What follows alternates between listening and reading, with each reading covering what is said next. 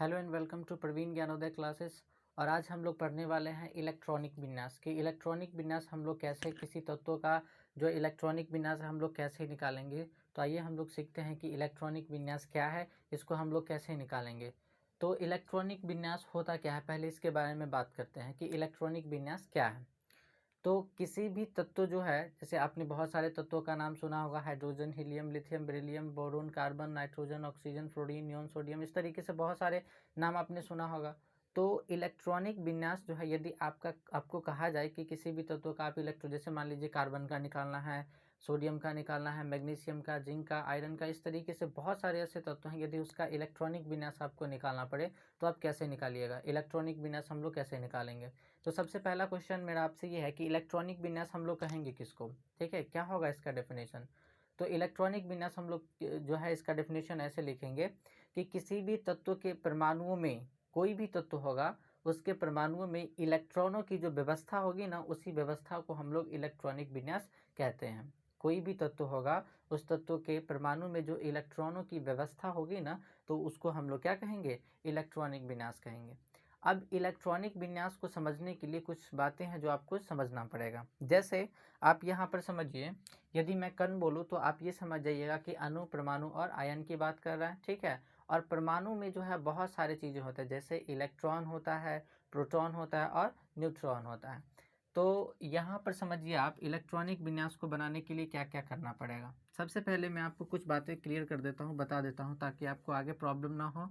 Electronic, जैसे परमाणु की बात करें, एटम की बात करते हैं, तो सबसे पहले परमाणु के अंदर जो होता है वो एक छोटा सा भाग होता है जिसको हम लोग क्या कहते हैं, नाभिक कहते हैं। तो परमाणु के सबसे अंदर का जो भाग होता है, जो सबसे छोटा होता है, उसी को हम लोग क्या कहते हैं, नाभिक कहते हैं। और इसी में प्रोटॉन और न्यूट्रॉन पाया जाता है।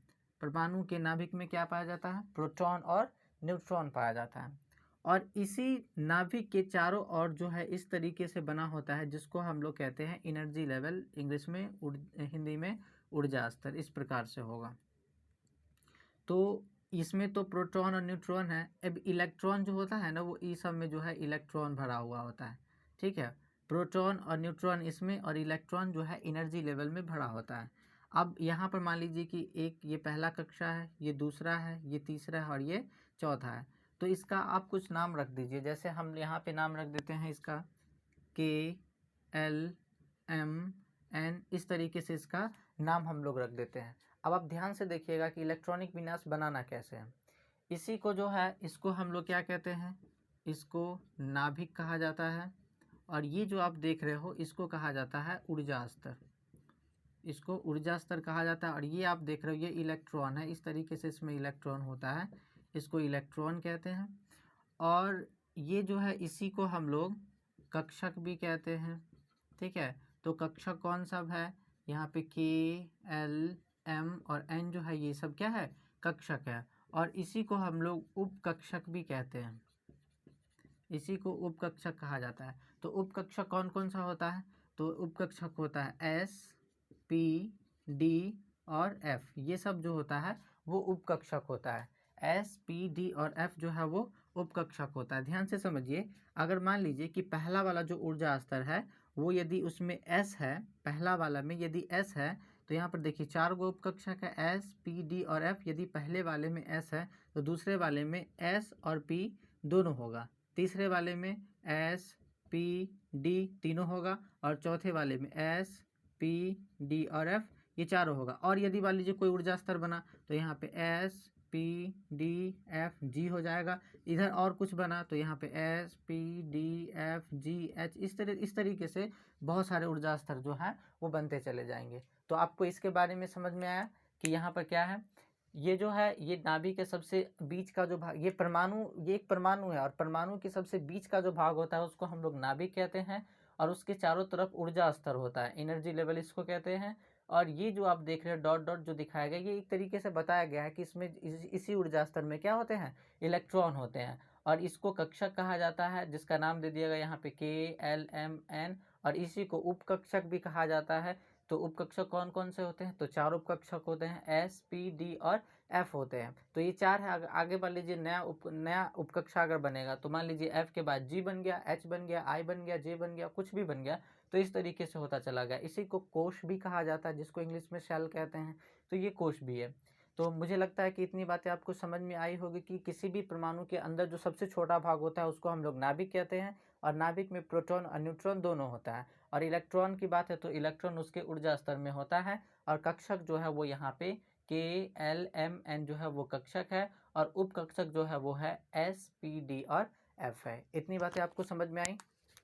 देखिए, इलेक्ट्रॉनिक विन्यास बनाने के लिए आपको उपकक्षक जो है वो कौन कौन सा है, या उपकक्षक में कितने, कौन से उपकक्षक में कितने इलेक्ट्रॉन्स होंगे, ये आपको पता करना बहुत ज़रूरी है। तो अभी हम लोग क्या पढ़े उपकक्षक के बारे में। कितना उपकक्षक है? 4 है। पहला है S, दूसरा है P, तीसरा है D और चौथा है F। तो यहाँ पर समझिए कि S में कितना इलेक्ट्रॉन है, P में कितना इलेक्ट्रॉन है, D में कितना इलेक्ट्रॉन है और F में कितना इलेक्ट्रॉन है। तो पहले वाला जो है ना, S में अधिकतम 2 इलेक्ट्रॉन तक होते हैं। S में इलेक्ट्रॉनों की संख्या होती है 2। और आपको यदि नहीं याद रहे तो पहले वाले में आप 2 लिख लीजिए, अब बाद बाकी सब में 4 को आप जोड़ दीजिए। तो 2 में 4 जोड़ेंगे तो 6, 6 में 4 जोड़ेंगे तो 10 और 10 में 4 जोड़ेंगे तो 14। इस तरीके से जो है इसमें इलेक्ट्रॉन होते हैं। S में 2 इलेक्ट्रॉन, P में 6 इलेक्ट्रॉन, D में 10 इलेक्ट्रॉन और F में 14 इलेक्ट्रॉन। इस तरीके से है। लेकिन इसका यदि गणितीय मैथमेटिकल वैल्यू, गणितीय मान की बात करें तो क्या होगा, तो S का गणितीय मान 0 होता है, P का गणितीय मान 1 होता है, D का गणितीय मान 2 होता है और F का गणितीय मान 3 होता है। तो आप याद रखिएगा, इलेक्ट्रॉनों की संख्या यदि पूछा जाएगा, ये इलेक्ट्रॉनों की संख्या है और ये इसका गणितीय मान है। इस तरफ याद रखिएगा इस बात को। यदि पूछेगा आपसे कोई कि S जो है उसका गणितीय मान कितना, तो 0, P का 1, D का 2 और F का 3। और S में इलेक्ट्रॉनों की संख्या, तो S में अधिकतम इलेक्ट्रॉन 2, P में 6, D में 10 और F में 14 इलेक्ट्रॉन होते हैं। इस तरीके से आप याद रखिएगा। अब मान लीजिए कि यहाँ पर जो है इलेक्ट्रॉन, S में 2 इलेक्ट्रॉन है, तो आप इलेक्ट्रॉन भरेंगे कैसे। S में कक्षकों की संख्या कितनी होती है, तो S में 1 कक्षक होता है। और नहीं याद रहे तो जैसे यहाँ पे पहले वाले में 2 और बाद बाकी 4 जोड़े हैं, उसी तरीके से S वाले में 2 और बाद बाकी सब में जो है ना, S वाले में 1 कक्षा, अब बाद बाकी सब में ना 2 को कक्षा जोड़ देंगे तो P में हो जाएगा 3। उसके बाद इसमें जोड़ेंगे 2 तो इसमें कितना हो जाएगा 5 और F में कितना हो जाएगा 7।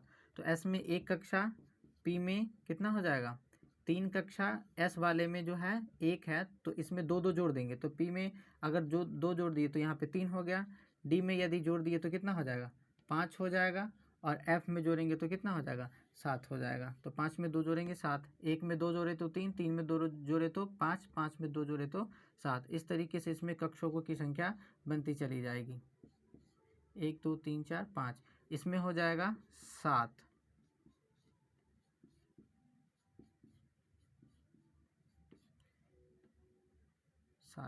देखिए इसमें इलेक्ट्रॉन भरना कैसे है। जैसे मान लीजिए कि S में अधिकतम इलेक्ट्रॉनों की संख्या 2, तो आप कैसे दर्शाइएगा कि S वाला कक्षा उसमें 2 इलेक्ट्रॉन है।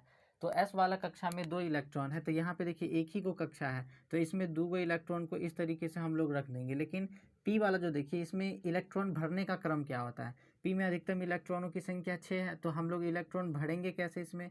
तो याद रखिएगा, पहले किसी भी कक्षा में एक एक इलेक्ट्रॉन को भरना है, और उसके बाद पुनः जो है पहले कक्षा से उसमें डबल डबल इलेक्ट्रॉन भरना है। जैसे समझिए यहाँ पे P में 6 इलेक्ट्रॉन है, तो पहला वाला में ये हो गया 1, ये हो गया 2, ये हो गया 3। ऐसा नहीं कि इस तरीके से एक कक्षा है तो यहाँ पे इसमें 2, 2 4 और 2 6 ऐसे नहीं भरना है।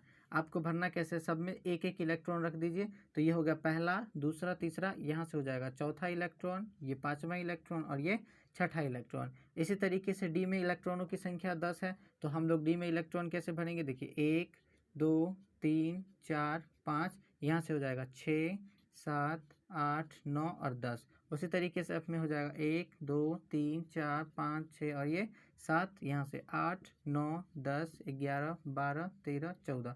इस तरीके से आप इलेक्ट्रॉन को पहचान सकते हैं कि कौन कैसा इलेक्ट्रॉन है। अगर आपसे पूछा जाएगा इसमें कि 5वां इलेक्ट्रॉन कौन है, तो आप क्या कहेंगे, ये होगा पहला, ये दूसरा, ये तीसरा, ये चौथा और ये 5वां इलेक्ट्रॉन है। लेकिन इसी में आपको कहेगा कि 9वां इलेक्ट्रॉन खोजिए, तो देखिए इसमें ये पहला, दूसरा, तीसरा, चौथा, 5वां, 6ठा, 7वां, ये हो जाएगा हमारे पास 8वां और ये हो जाएगा हमारे पास 9वां इलेक्ट्रॉन। तो याद रखिएगा, ऐसे नहीं कि 2 इलेक्ट्रॉन एक एक कक्षा में भर दिए। आप इतनी बातों को याद रखिएगा। अब आप इस बात को ग्राफ के माध्यम से समझिए। जैसे मान लीजिए कि आपको इलेक्ट्रॉनिक विन्यास फाइंड आउट करना है, निकालना है, तो कैसे निकालिएगा। तो हम लोग यहाँ पे एक ग्राफ बना लेते हैं।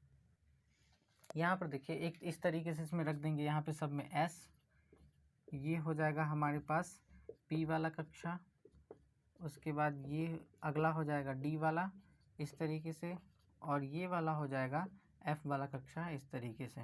तो ये हो जाएगा S वाला पूरा का पूरा, ये P वाला, ये D वाला और ये F वाला होगा। अब इसमें इलेक्ट्रॉन जो मूव करता है ना वो एंटी क्लॉक बाई डायरेक्शन में मूव करता है, यानी इधर से इलेक्ट्रॉन आता है और इस तरफ चला जाता है, फिर इस तरीके से इलेक्ट्रॉन आता है, इस तरीके से चला जाता है, इस तरीके से ये इलेक्ट्रॉन इस तरीके से इसमें बढ़ते रहता है। इलेक्ट्रॉन की दिशा को यहाँ पे दर्शा दिया गया है कि इलेक्ट्रॉन इधर से आ रहा है और इस तरफ की ओर जा रहा है। इस तरीके से आप ले सकते हैं। यहाँ पे ये ग्राफ बन गया। और यदि आपको अब मान लीजिए कि किसी का कहेगा इलेक्ट्रॉनिक विन्यास निकालने के लिए, तो कैसे निकालिएगा। तो यहाँ पर ध्यान दीजिएगा आप कि पहले जो है यहाँ पर 1s को लिखेंगे, उसके बाद 2s को लिखेंगे, है ना, और 2s के बाद 3s को नहीं लिखना है। यहाँ पे देखिए इधर आए तो इधर कोई नहीं है, ठीक है। अब ध्यान से चलिए, मैं आपको क्वेश्चन के, जैसे हाइड्रोजन है तो हाइड्रोजन का परमाणु संख्या कितना, 1। अब मान लीजिए हाइड्रोजन का इलेक्ट्रॉनिक विन्यास हमको निकालना है, कैसे निकालेंगे। तो हाइड्रोजन, मान लीजिए कि हाइड्रोजन जो है उसके घर में शादी है और हाइड्रोजन को चाहिए कितना, 1 रुपया। तो जब भी इसके पास तो पैसा नहीं है, ये क्या इसको ज़रूरत है 1 रुपये की। ये क्या करेगा कि मान लीजिए कि ये पूरा का पूरा एक गाँव है और इस गाँव में जो है ये हाइड्रोजन जो है ये 1 रुपया मांगने के लिए गया। तो जब मांगने के लिए गया ना, तो सबसे पहले इसको मिला 1s वाला, है ना। इलेक्ट्रॉनिक विन्यास लिखेंगे कैसे, पहले देखिए इधर से मान लीजिए कि आपका ये पूरा का पूरा घर है और इधर वाला कोचिंग है। तो जब आप घर से चले तो ये रास्ते में आए तो एगो क्लास मिला 1s वाला, इसमें पढ़ाई कर लिए, फिर इधर आए तो कोई क्लास नहीं मिला, तो वापस क्या आएंगे, घर पे। और फिर यहाँ पे आएंगे घर पे तो देखो रास्ते में एगो 2s वाला क्लास मिला, और फिर इधर आ गया है तो कोई क्लास नहीं, फिर वहाँ से वापस कहाँ आएंगे, घर पे। फिर यहाँ से चले तो 2p वाला क्लास मिला, फिर 3s वाला क्लास, फिर वहाँ से वापस आएंगे तो 3p 4s, फिर इस तरीके से 3d 4p 5s, फिर यहाँ से उल्टाना है 4d 5p 6s, फिर यहाँ से उल्टाना है 4f 5d, उसके बाद 6p, यहाँ पे 7s, फिर यहाँ से उल्टा 5f 6d 7p। इस तरीके से उल्टा हमेशा चलना, यानी यहाँ से चलेंगे फिर यहाँ पे आने के बाद यहाँ से चलेंगे। ऐसा नहीं कि 1s के बाद 2s, 2s के बाद 3s, ऐसा नहीं लिखना है। 1s के बाद 2s, इधर नहीं कुछ है तो यहाँ पे आएंगे तो 2p, उसके बाद 3s, उसके बाद यहाँ पे आएंगे तो 3p 4s 3d, इस तरीके से। अब मान लीजिए कि हाइड्रोजन को ज़रूरत है 1 रुपया का, तो इस गांव में जब वो पैसा मांगने के लिए आया ना, तो सबसे पहले इसको मिला 1s वाला, ठीक है। अब आपको पता है कि s वाले में इलेक्ट्रॉनों की संख्या कितनी होती है, तो s में आपको पता है 2 इलेक्ट्रॉन, p में 6 इलेक्ट्रॉन, d में 10 इलेक्ट्रॉन और f में 14 इलेक्ट्रॉन भरा हुआ रहता है। अब मान लीजिए कि s वाला जब इसको मिला तो कहा कि भैया s वाला हमको 2 इलेक्ट्रॉन आप दे दीजिए। तो s वाला कहा कि ठीक है भैया देख ले, तोरा 2 इलेक्ट्रॉन देंगे। तो यहाँ पर जो है हाइड्रोजन कहा कि एक काम कीजिए कि 2 इलेक्ट्रॉन हमको नहीं चाहिए, हमको एक इलेक्ट्रॉन का ज़रूरत है। तो हाइड्रोजन कहा 1s वाला कि चलो ठीक है मेरे पास दूंगा, एगो हम रख लेते हैं, एगो तुमको दे देंगे। तो इसको मिला कौन, 1s वाला, और यही ना इसको इलेक्ट्रॉन दिया तो 1s, और जो इलेक्ट्रॉन देगा वो उसको यहाँ पर लिखेंगे कि 1s वाला जो है 1 इलेक्ट्रॉन दिया है इसको। यही इसका इलेक्ट्रॉनिक कन्फिग्रेशन हो गया। आ गया बात समझ में आपको। उसके बाद जैसे मान लीजिए आपको कार्बन का निकालना है, तो कार्बन का परमाणु संख्या कितना, 6, इसका निकालिए। तो देखिए कार्बन को चाहिए कितना रुपया, 6 रुपया। आई पुराने के लिए इस गांव में आया तो इसको सबसे पहले कौन मिला, 1s वाला। तो यहाँ पे क्या हो जाएगा, सबसे पहले 1s, और s के पास अधिकतम कितना, 2 रुपया। तो जो रुपया दिया उसको कहाँ लिखेंगे, ऊपर में। तो ये हो गया 1s 2। उसके बाद इसको 6 रुपये चाहिए था, इसको मिल गया कितना, 2 रुपया। 4 रुपया इसको और चाहिए। तो 1s के बाद यहाँ पे इधर आया तो कोई नहीं था तो वापस आया यहाँ पे, और जब यहाँ से इस रास्ते में चला तो इसको मिला 2s वाला। तो 2s को ही ले लिया। तो 1s के बाद यहाँ पे लिखेंगे 2s, और 2s भी जो है इसके पास s वाला है, तो s वाले के पास ज़्यादा से ज़्यादा कितना रुपया है, 2 रुपया। तो ये भी अपना 2 रुपया दे दिया। अब कार्बन को चाहिए था 6 रुपया, अब मिल गया उसको कितना, 2 और 2 4 रुपया पहले ही मिल गया। तो अब उसको चाहिए कितना, 2 ही रुपया चाहिए। तो 2s के बाद इधर आया तो इसको कोई नहीं मिला तो वापस आया यहाँ पे, इधर आया तो देखा कि 2p वाला है। p वाले के पास अधिकतम रुपया कितना है, 6 रुपया। तो p वाला को कहा कि भैया हमको 2 रुपया दे दीजिए। तो कहा कि ठीक है। अब देखिए p के पास अधिकतम जो है इलेक्ट्रॉनों की संख्या 6 है, लेकिन कार्बन को चाहिए नहीं 6, क्योंकि इसके पास पहले से 4 पुर गया है, तो इसको 2 इलेक्ट्रॉन। तो कार्बन कहता है कि भैया हमको 2 इलेक्ट्रॉन आप दे दीजिए। तो ये जो है 2p वाला जो है इसको क्या करता है कि अपना 4 गो रख लेता है, 2 इलेक्ट्रॉन दे देता है, ठीक है। तो इसका इलेक्ट्रॉनिक विन्यास हो जाता है 1s2 2s2 2p2, इस तरीके से। उसके बाद आप मान लीजिए ऑक्सीजन का निकालिए, तो ऑक्सीजन का 8। इसका इलेक्ट्रॉनिक विन्यास कैसे होगा? तो फिर आएगा गांव में ये, इसको चाहिए कितना 8, गांव में आया पैसा मांगने के लिए, तो सबसे पहले कौन दिया? 1s वाला दिया। तो हम लोग क्या लिखेंगे 1s, और जो रुपया दिया उसको ऊपर में, तो 1s2। उसके बाद क्या मिला इसको 2s, तो ये हो गया 2s2। उसके बाद 2s के बाद इसको इधर आया तो कोई नहीं मिला, इधर मिल गया कौन 2p, तो 2p। पी वाले के पास ज़्यादा से ज़्यादा 6 रुपया है, तो इसको चाहिए कितना 8, 4 गो पहले से पुर गया। तो पी वालों का कहा कि भैया आपके पास 6 गो है, आप हमको क्या कीजिए उसमें से 4 गो दे दीजिए। तो देखिए 2 और 2 4 पूरा हुआ था 2p, यहाँ पे 4। पी में अधिकतम इलेक्ट्रॉन 6 है, तो आप यहाँ पे 2p6 नहीं लिखिएगा, आपको जितना इलेक्ट्रॉन की ज़रूरत है उतना ही इलेक्ट्रॉन उससे लेना है, बाद बाकी इलेक्ट्रॉन नहीं चाहिए आपको। ठीक है, मान लीजिए कर्जा आप लीजिएगा तो सधाना भी ना पड़ जाएगा आपको, इसीलिए यहाँ पे 1s2 2s2 2p4 हो गया। आप इस तरीके से सोडियम का निकालिए। सोडियम का परमाणु संख्या 11 है, इसका क्या हो जाएगा? तो ये भी 11 रुपया जो है पुराने के लिए इस गाँव में आया, तो इसको सबसे पहले मिल गया 1s वाला, तो यहाँ पे हो गया 1s2, उसके बाद 2s2, उसके बाद 2p6। तो देखिए पुर गया 2 और 2 4, 4 और 6 10, इसको चाहिए कितना 11। तो 2p वाले के पास से आया तो यहाँ पे काम नहीं बना, तो यहाँ किसके पास 3s वाले के पास। तो जब ये 3s वाले के पास आया तो इसके ये s वाला है, तो s वाले के पास तो 2 ही इलेक्ट्रॉन है, तो 3s वाला जो है इसको अपना जो है एक इलेक्ट्रॉन रख लिया और एक इलेक्ट्रॉन दे दिया। तो यहाँ पे देखिए इसका इलेक्ट्रॉनिक विन्यास 1s2 2s2 2p6 3s1। ठीक है, इस तरीके से इसका इलेक्ट्रॉनिक विन्यास हो गया। लेकिन याद रखिएगा कॉपर वाले में और क्रोमियम वाले में जो है ना अपवाद है। अपवाद क्या है वो थोड़ा समझिए। देखिए कॉपर में और क्रोमियम में थोड़ा सा अपवाद है, आप सिंपल सा इसको ऐसे नहीं निकाल सकते हैं। देखिए कॉपर का परमाणु संख्या जो है वो है 29 और क्रोमियम का परमाणु संख्या है 24। इन दोनों का कैसे निकालेंगे थोड़ा सा ध्यान से देखिए। सबसे पहले मान लीजिए इसको चाहिए 29 रुपया और इसको चाहिए 24 रुपया। ये गाँव में है तो इसको सबसे पहले मिला 1s वाला, तो 1s वाले को कहा कि भैया दो हमको, तो ये 1s वाला 2 रुपया दिया। उसके बाद 1s के बाद आया तो कौन मिला 2s वाला मिला, तो 2s वाला इसको दिया 2 रुपया। 2s के बाद इधर आया तो कोई नहीं मिला, तो यहाँ पे कौन मिलेगा 2p वाला, तो यहाँ पे देखिए 2p और बच गया यहाँ पे कितना 6। उसके बाद 2p के बाद यहाँ पे है 3s, 3s s वाले के पास 2, तो ये हो गया 3s2। उसके बाद यहाँ पे है 3p, तो 2s 3s2 के बाद यहाँ पे 3p, p वाले के पास 6। उसके बाद जो है 3p से काम नहीं बना तो आया 4s के पास, तो यहाँ पे देखिए 4s2 और उसके बाद जो है 4s2 के बाद यहाँ पे आया 3d9। अब गिनिए कितना पूरा 2 और 2 4, 4 6 10, 10 2 12, 6 18, 2 20 और 9 29। तो कॉपर का परमाणु संख्या 29, ये निकल गया इलेक्ट्रॉनिक विनाश। लेकिन वास्तव में ऐसा नहीं होता है, सब कुछ में एगो ना एगो जरनता रहबे करता है। तो यहाँ पर ध्यान से देखिए कि ई 3D वाले में ना जैसे ही 9 गो इलेक्ट्रॉन जो है ना भरता है ना, तो ई 4s वाला तनका मनबरू टाइप के है। ये जो है 4s वाला क्या करता है जरनता है, उससे जलने लगता है। एक पास 9 गो इलेक्ट्रॉन है तो ये जो है ना ये संतुलन नहीं बनाता है। ठीक है, ये अस्थाई हो जाता है। आई बात समझ में? तो इसका कहना है 4s वाला का 3d9 वाला जो है, जैसे इसमें 9 इलेक्ट्रॉन जो है ना भरता है ना, तो ये क्या करता है कि इसका इलेक्ट्रॉनिक विन्यास ऐसे नहीं होता। ये 4s2 जो है ये क्या करता है कि अपना एगो इलेक्ट्रॉन इसको दे देता है 3d9 वाले को, तो 9 वाला को दिया तो यहाँ पे कितना हो गया 9 के जगह पे 10 और यहाँ पे 2 के जगह पे कितना हो जाएगा 1। ये इसका इलेक्ट्रॉनिक विन्यास होगा, ऐसे याद रखिएगा। अब ये हो गया अस्थाई, पहले अस्थाई था अब ये हो गया अस्थाई। इलेक्ट्रॉनिक विन्यास सेम ही है, लेकिन जैसे ही यहाँ पर देखिए 3D वाले 9 गो में इलेक्ट्रॉन भरता है ना, तो ये जो है भागने लगता है इधर उधर, तो इसको संतुलन बनाए रखने के लिए एगो इलेक्ट्रॉन निकाल करके ये इसको दे दिया, तो 9 के जगह हो गया 10 और यहाँ पे 2 था तो उसके जगह पे 1 हो गया। इसी प्रकार से ये भी बनेगा। यहाँ पे देखिए पहले मिला इसको 1s2, उसके बाद 2s2, उसके बाद 2p6, उसके बाद 3s2, उसके बाद 3p6, उसके बाद 4s2, उसके बाद 3d यहाँ पे आ जाएगा 4। यहाँ पे 2 और 2 4, 6 10, 2 12, 6 18, 2 20 और 4 24। लेकिन यहाँ पर भी वही बात है, देखिए यहाँ पर भी आया 4s2, यहाँ पर भी 4s2 था, तो यहाँ पर भी जैसे ही आएगा ना तो जो है संतुलन बनाए रखने के लिए 4s जो है वो क्या करेगा अपना 2 गो इलेक्ट्रॉन में से एगो इलेक्ट्रॉन निकाल के एगो इलेक्ट्रॉन इसको दे देगा, तो ये हो जाएगा 3d5 और ये हो जाएगा 4s1। एकदम याद रखिए ऐसे ही बनेगा इसका, इसमें अपवाद होता है इसीलिए इसमें जो है 4s1 हो जाता है 4s1, और यहाँ पे ये d वाला जो है वो हमेशा भरते रहता है। इतना बात याद रखिएगा। तो आपको इलेक्ट्रॉनिक विन्यास ऐसे ही बनाना है, या जब भी बनाना है कॉपर का या क्रोमियम का तो इसी तरीके से आपको इलेक्ट्रॉनिक विन्यास बनाना है। ये पहले अस्थाई था अब ये हो गया अस्थाई, तो याद रखिएगा इस बात को। ठीक है, तो आई होप आपको इलेक्ट्रॉनिक विन्यास बनाने आया होगा, ठीक है। और फटाफट आप लोग स्क्रीनशॉट लेते चलिएगा इसका, ताकि जल्दी से जो है टाइम बचे। और आपको ये वीडियो कैसा लगा आप मुझे कमेंट करके बताइए। और